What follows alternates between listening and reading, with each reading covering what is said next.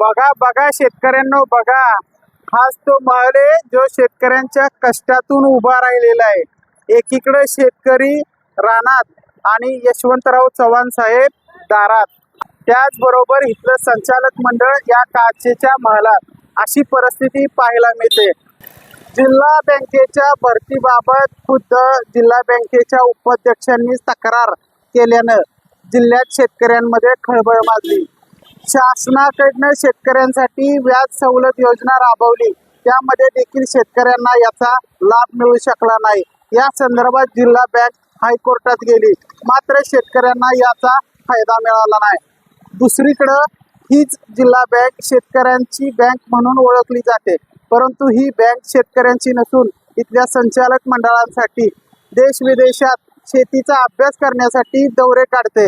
मात्र त्या दौऱ्यानंतर शेतकऱ्यांना नेमका या दौऱ्याचा काय फायदा झाला याचं उत्तर आज तागायत जिल्ह्यातील शेतकऱ्यांना मिळालं नाही।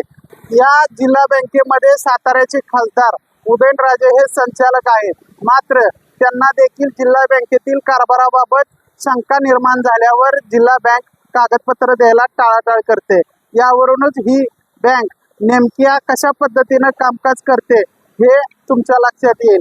जिल्हा बँक ही शेतकऱ्यांच्या पैशावर मोठी झाली, परंतु ही बँक मोठी होत असताना जिल्हा बँकेचं नूतनीकरण असेल किंवा अमृत महोत्सव असेल, यासाठी जिल्हा बँकेनं कोट्यावधीचा खर्च केला।